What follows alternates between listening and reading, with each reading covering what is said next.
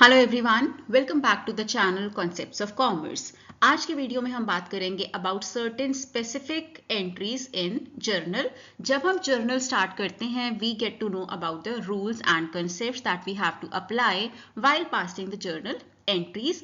But कुछ entries ऐसी होती हैं जो हमेशा हमारे मन में कंफ्यूजन क्रिएट करती हैं, थोड़ी सी स्पेसिफिक नेचर की एंट्रीज होती हैं। आज की वीडियो में हम बात करने वाले हैं कुछ ऐसी ही जर्नल एंट्रीज के बारे में। For example bad debts recovered, outstanding expenses, accrued income etcetera.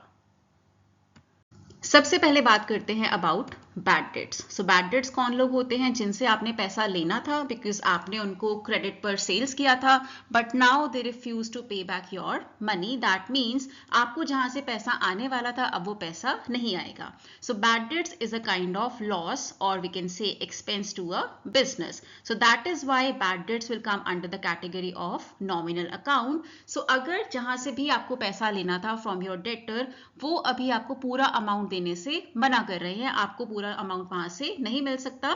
So in that case journal entry will be bad debts account debited to debtors account. Bad debts यहाँ पर डेबिट क्यों होगा? क्योंकि बैड डेट एक तरह का लॉस है या फिर एक्सपेंस है बिजनेस के लिए, and as per nominal account all the losses all the expenses have to be debited.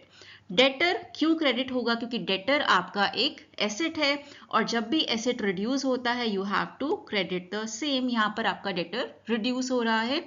Amount, क्योंकि यहाँ पर पूरा का पूरा अमाउंट हम रिकवर नहीं कर पा रहे हैं from the said debtor, so the whole amount will be debited and credited.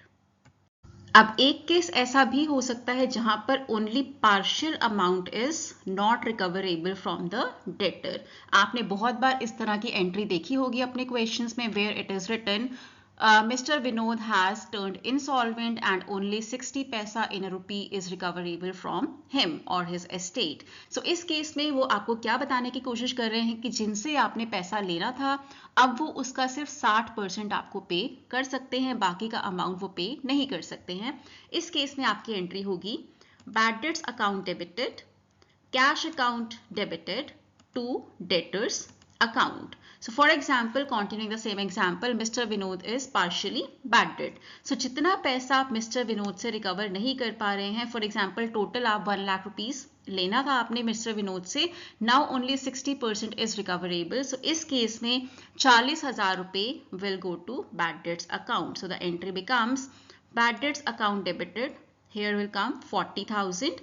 Cash account debited, यहां पर वो अमाउंट आएगा जो मिस्टर विनोद आपको देने के लिए रेडी है या जो उनसे रिकवर किया जा सकता है, that is 60,000 rupees in this case to Vinod account because Vinod is the debtor here जिससे आपको पैसा लेना था but partially he is now a bad debt. सो यहां पर टोटल अमाउंट आएगा that is 1 lakh rupees. Next is bad debts recovered. That means जिसे आपने पहले बैड डेट्स राइट ऑफ कर दिया था, the people the debtors who were written as bad debts earlier, now they are paying you money, either the entire money और the whole money. So the entry will be cash और bank account जिस भी तरह से आपको payment आ रहा है debited.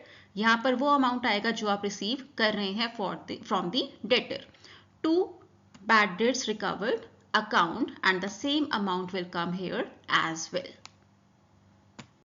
Next entry is goods lost by fire और थेफ्ट, या फिर इसके अलावा आप फ्री सैंपल्स भी डिस्ट्रीब्यूट कर सकते हैं अपने गुड्स के, उसमें भी आपकी एंट्री यही होगी, बस थोड़ा सा मॉडिफिकेशन करना होगा आपको with the nature of why goods are going out of the company, या इसके अलावा आप चैरिटी भी कर सकते हैं। सो इसमें आपको थोड़ा सा मोल्ड करना होगा depending on the reason why goods are going out of the company. So यहाँ पर हमने केस लिया है गुड्स लॉस्ट बाय फायर और थेफ्ट। तो यहाँ पर क्या होगा, goods lost by fire or goods lost by theft account will be debited whatever is the case. ऐसा क्यों होगा? क्योंकि whenever you lose goods by fire or theft or charity or free samples it is an expense for the business. So इसीलिए as per nominal account this will be debited. यहाँ पर वो amount आएगा जितने के गुड्स आपने distribute करे हैं as charity, as free samples, या आपने लूज कर लिए हैं ड्यू टू फायर और theft. To purchases account, purchase account will be credited here क्योंकि परचेज अकाउंट आपका रिड्यूस हो रहा है, the stock is going out of the company. Narration में आप लिख सकते हैं being goods lost by fire, being goods lost by theft, being goods distributed as charity or free samples, whatever is the reason.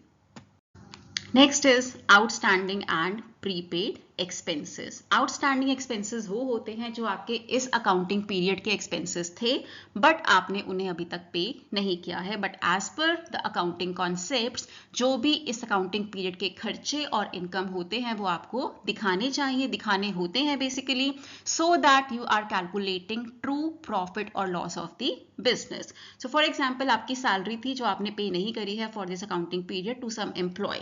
So the entry will be salaries account debited to outstanding salaries account. यहाँ पर मैंने expenses लिखा है because whatever is the expense उसका नाम आप यहाँ पर लिख सकते हैं. It can be rent account debited to outstanding rent account. It can be commission account debited to outstanding commission account. So basically जो भी आपका expense outstanding है उस केस में this will be your entry. Only the title will change depending on the expense that is outstanding. Now coming to prepaid expenses. कुछ खर्चे ऐसे होते हैं जो अगले साल के थे बट आपने ऑलरेडी उनके लिए पे कर दिया है. उस केस में एंट्री होगी prepaid expenses account debited to expenses account. Again you can change the title here. Instead of expense you can write the said expense that is given in the question. Next is depreciation on fixed assets. जब भी हम depreciation provide करते हैं on the assets the entry becomes depreciation account debited to assets account. Asset की जगह पर जो asset का नाम आपको गिवन है क्वेश्चन में like machinery, computer, delivery van, whatever the name is given of the asset जिस पर डेप्रिसिएशन प्रोवाइड किया जा रहा है उसका नाम आप यहाँ पर लिख सकते हैं इंस्टेड ऑफ एसेट्स. और जितने रुपए से आप डेप्रिशिएट कर रहे हैं एसेट को वो अमाउंट यहाँ पर आ जाएगा on the debit side and credit side. Narration में आप लिख सकते हैं being depreciation provided on the name of the asset, like for example machinery आप यहाँ पर लिख सकते हैं जो भी आपको given होगा क्वेश्चन में, at whatever percentage you are using to calculate the depreciation. For example it is 10%. इसके साथ बहुत बार ऐसा होता है कि आप एसेट को साल के बीच में परचेज करते हैं तो जब आपकी बुक्स क्लोज करने का टाइम आता है तब तक वो एसेट 6 महीने या फिर 9 महीने ही यूज हुआ होता है कंपनी में depending on the date of purchase. तो आप सिर्फ उतने महीने का ही डेप्रिसिएशन प्रोवाइड करेंगे ऑन द एसेट और वही अमाउंट आप यहाँ पर यूज करेंगे. फॉर एग्जाम्पल मशीनरी की वैल्यू है 1 लाख, 10% पर आपको डेप्रिसिएशन प्रोवाइड करना है और मशीनरी यूज की गई है सिर्फ 6 महीने कंपनी में. So to find the amount of depreciation you will be doing 1 lakh into 10% into 6/12 because you are calculating depreciation only for 6 months.